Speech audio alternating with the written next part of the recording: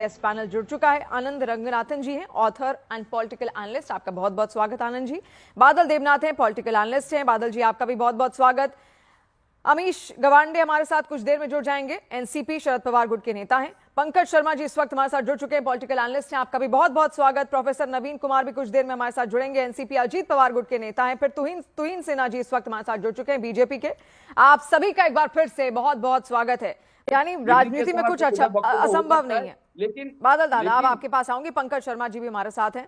पंकज जी, कांग्रेस को लेकर अभी देवेंद्र फडणवीस जी का एक बयान आया कि डूबती हुई नाव है, डूबता हुआ जहाज है, उसके साथ कोई जाना नहीं चाहता, और अगर ये सब साथ आ भी गए तो हमारे लिए और ज्यादा बड़ा स्पेस हो जाएगा, हमारे लिए और आसान हो जाएगा। इस पर आपका रिएक्शन? डूबती हुई नाव कैसे है? कांग्रेस तो लगातार मजबूत हो रही है। आज सारे विपक्ष के बाकी जितने क्षेत्रीय दल हैं वो कांग्रेस के साथ क्यों आना चाहते हैं, और उनमें से कुछ जो है वो कांग्रेस में अपना विलय तक करने को तैयार हैं। तो ये स्थिति अगर कांग्रेस डूबती ना होती तो कैसे पैदा होती? देवेंद्र फडणवीस जी को ये मालूम होना चाहिए कि प्रतिपक्ष की जो एकता है वो 2029 के लिए कितनी जरूरी है, और इसीलिए भारतीय जनता पार्टी घबराई हुई है कहीं प्रतिपक्ष एक ना हो जाए। क्योंकि असली स्थिति क्या है? असली स्थिति ये है कि लोकसभा में प्रतिपक्ष के 231 सांसद हैं। अब अगर थोड़े बहुत कम भी हो गए भारतीय जनता पार्टी की तरफ जैसे जा रहे हैं, तो फिर भी 210 220 सांसद हैं। और भारतीय जनता पार्टी के कितने हैं? 240। तो जो सकल विपक्ष है, जो एकजुट विपक्ष है, उसकी शक्ति में और भारतीय जनता पार्टी की शक्ति में कितनी सीटों का अंतर है, ये सोचने की बात है। इससे भारतीय जनता पार्टी को सबसे ज्यादा चिंता हो रही है। क्योंकि आज भले ही एनडीए मजबूत होता नजर आ रहा है, लेकिन आप देखेंगी कि जैसे जैसे लोकसभा के चुनाव नजदीक आएंगे तो एनडीए के बहुत से सहयोगी दलों में जो बेचैनी बढ़ेगी, और भारतीय जनता पार्टी जिस तरह से बाहर से लोगों को ले लेकर समायोजित कर रही है, उससे भारतीय जनता पार्टी के जो मूल परंपरावादी पारंपरिक सांसद हैं, पारंपरिक सदस्य हैं, उनमें भीतर बहुत बेचैनी है। एनडीए में बेचैनी बढ़ेगी आपने कहा, और अभी भी है। मुबारक हो। लेकिन अन्यथा मुझे लगता है कि कांग्रेस पर जो भी भरोसा करेगा वो कांग्रेस से भी बुरा गिरने वाला। यानी कांग्रेस पे जो भरोसा करेगा वो कांग्रेस से भी बुरी तरीके से गिरेगा। इसमें पंकज शर्मा जी का मैं रिएक्शन लूंगी। लेकिन आनंद रंगनाथन जी, जो बात यहां पर पंकज जी ने कही कि विपक्ष एकजुट हो रहा है तो चिंता बढ़ रही है, क्या ऐसा लग रहा है? आप भी पॉलिटिकल एनालिस्ट हैं, समझते हैं चीजों को, तो क्या वाकई ऐसा हो रहा है? एनडीए में बेचैनी बढ़ रही है? नमस्कार शिवानी जी, और आपके करोड़ों दर्शकों को नमस्कार, मेरे फेलो पैनलिस्ट को नमस्कार।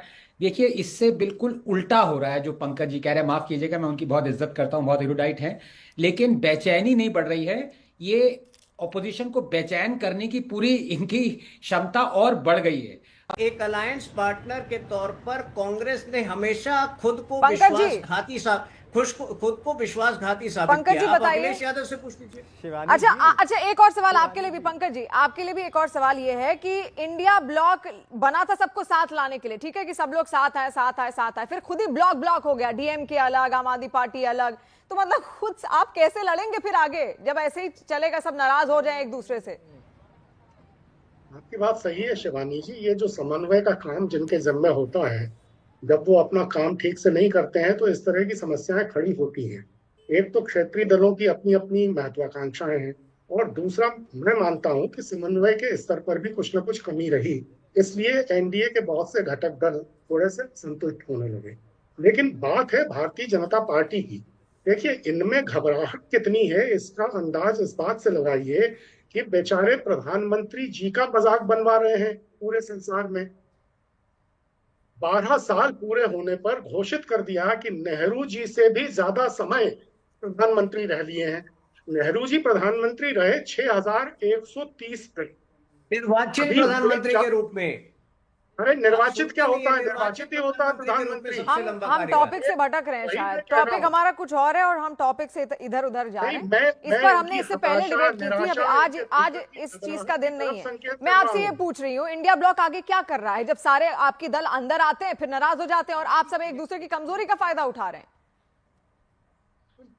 मेरा ख्याल है, मुझे लगता है कि आगे चलकर अब चूंकि सारे क्षेत्रीय दलों की भी ये समझ में आ गया है, जो जो क्षेत्रीय दल इंडिया समूह का हिस्सा थे और फिर भी इंडिया समूह को तरजीह नहीं दे रहे थे और कांग्रेस की पूरी तरह अवहेलना कर रहे थे, आज वो सब कांग्रेस के नेतृत्व में काम करने को तैयार है। तो ये एक एक नई शुरुआत होगी। पंकज जी, और आपके इंडिया अंदर के ही समूह बहुत सारे मजबूत चेहरे होगा। थे जो इससे पहले रहे हैं कांग्रेस पार्टी का हिस्सा रहे। हेमंत बिस्वा शर्मा, ज्योतिरादित्य सिंधिया, सुष्मिता देव, अमरिंदर सिंह, आरपीएन सिंह, कपिल सिब्बल, सुनील जाखड़, गुलाम नबी आजाद, जितिन प्रसाद, मिलिंद देवड़ा, बहुत नाम है, बहुत कुछ कहा उन्होंने कि ये सुधारो। लीडरशिप से भी कई बार दिक्कतों की आवाज सुनी, लेकिन कोई मंथन चिंतन कुछ हुआ ही नहीं।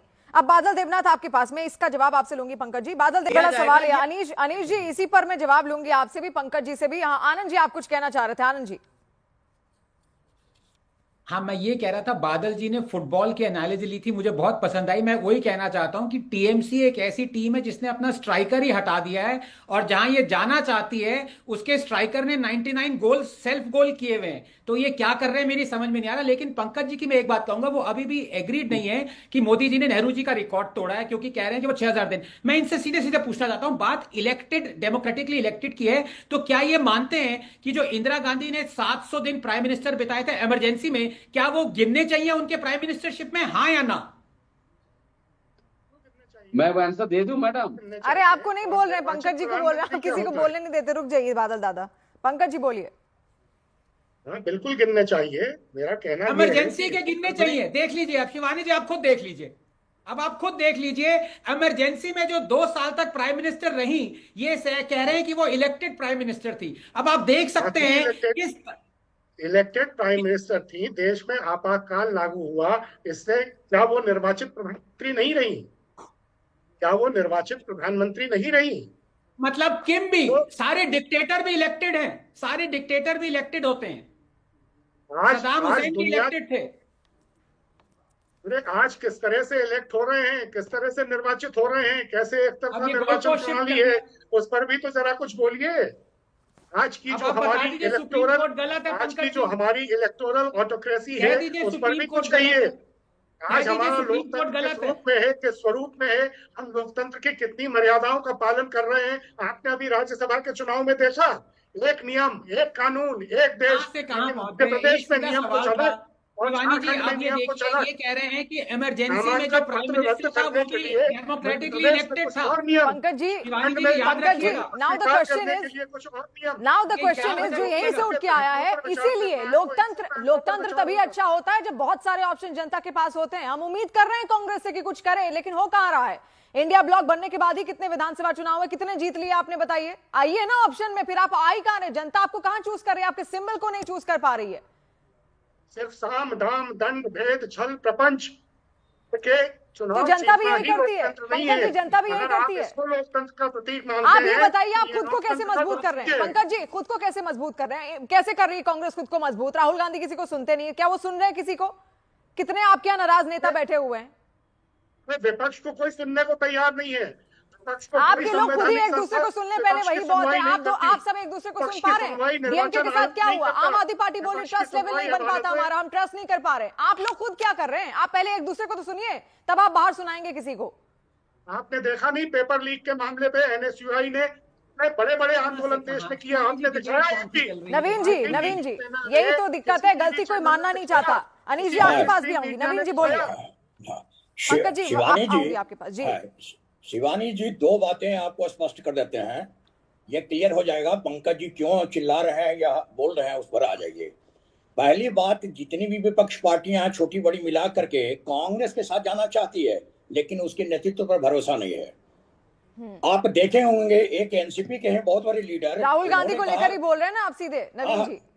उन्होंने खुले तौर पर कहा था कि उनकी कंसिस्टेंसी नहीं है।